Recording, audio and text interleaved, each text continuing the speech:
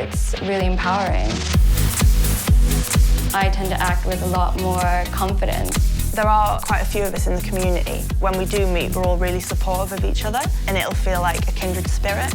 Every female drag queen I've met has just been wonderful, crazy, super fun. We're just like a load of queer people being weird.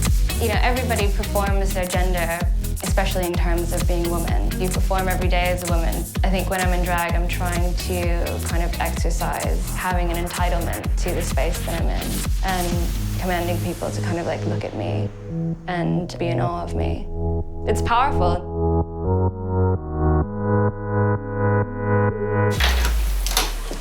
My name's Victoria Sin. I grew up in a kind of traditional Chinese family. My brother, they told him he was like the strong one, you know, go to university and get a good job and take care of his family. And I was told, you know, the emphasis was more on making sure that I was kind of suitable for a good husband. I eventually kind of like, you know, came out and we would go to these drag shows, which I really loved. I remember the first time I went to a drag show, and I just remember thinking like it was the most amazing thing because it was the first time that I had really seen this really empowered embodiment of femininity. But it was kind of very traditional drag, you know, like men dressing as women, being very glamorous and powerful, which I really loved. And I just thought like, you know, shit, I want to be that in charge of my own kind of like femininity. You know, how can I do that? Reading about gender theory and queer theory has really made me kind of hyper-aware. After I read Gender Trouble, it totally changed the way that I thought about the world and how everything is kind of like gender-coded and how our ideas of what a man are and what a woman are totally constructed. So I started looking at drag as a way to break down these things myself. Doing drag is just kind of like another tool that we can use. You are basically kind of like a gender clown. It's about parodying these kind of like cultural constructs that we have, which is maybe destabilizing like how we think about gender. In terms of the terminology of like bio queens or faux queens, I think it's like totally bullshit. I think it's a way of othering women who do drag or want to participate in your typical gay bar. If you presented them with a female drag queen, they just wouldn't think it was legitimate.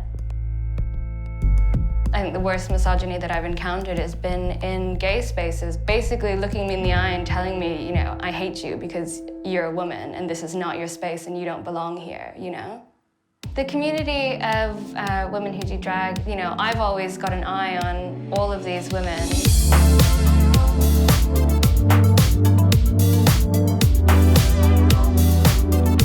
Tonight is the first time I've ever performed drag ever. I've been dressing up in drag for about a year now, really. Been wanting to perform, but not sure if I could. I'm really nervous, I'll be honest with you. I'm Epi, and I'm a drag queen. I was always drawn to drag queens since I was a little girl, but I've always loved funny drag queens. That's what I've always liked about it. Me and my flatmate Carl started going to a lot of drag events in Camden, and that was about going there dressed up. See, I don't drink, I don't smoke, I don't do drugs, I don't do anything like that. I feel like going out and getting dressed up is really exciting for me. It's a way of expressing myself. I'm just messing about with what my gender is. Like, I don't really care about being a boy or a girl. It's just almost being alien or something. Like, I don't want to sexualise myself. It's just looking like something otherworldly, really. People might assume that I'm a guy just because I'm dressed like a drag queen, but I don't mind that because I don't think my gender should matter. It's not like we have to ask permission to do anything. We just go ahead and do it. As I get to know these women more, I kind of only want to see more. We all know each other. We all like each other's, you know, posts on social media. We have a community. Virgin Extravaganza invited me to perform. I incorporate logos and stuff. Brand hijacking the logo and sort of wanting to do something funny. They'd always have themes. The theme was big, so I went with big savings. I'm feeling really nervous.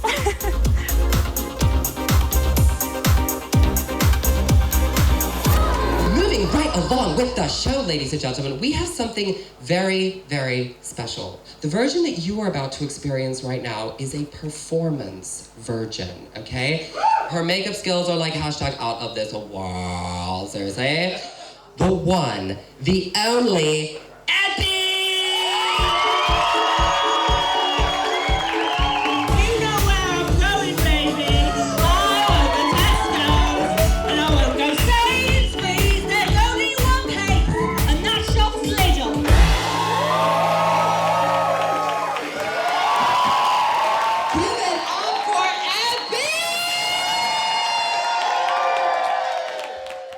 name is Lolo Brow and I am a neo-drag performer.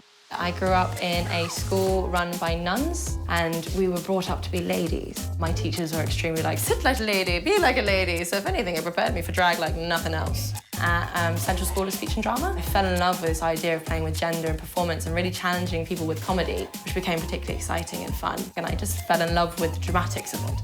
For me, Lolo is separate to me, and I feel that it is a hyper version of myself and what I suppose, aspire to be, and it's a much more dominant version of myself. I have faced many men telling me what I can and can do. In drag in particular, I have had punters on stage find out that I'm a woman halfway through. They will refuse to listen to anything I say after that. Bio queen and faux queen are terms that annoy me a little bit because faux queen, I don't like to be told in my title that I am false. Bio girl, I can understand. It sounds a bit more like a superhero than anything else, to be honest. It sounds like I've got some kind of radiation biohazard suit on and I'm gonna run through the city going, I've got a vagina, and it's all super fun. However, I reject those terms. I just accept the term drag queen. Drag isn't necessarily a man dressing as a woman anymore. It's become an art form, it's become a culture, and women have a place in that as much as anything. I really make a point when I'm going out in drag to surround myself with friends and to be going into a queer space. All my performances were extremely facial and everything was focused on physicality. That's how I express things.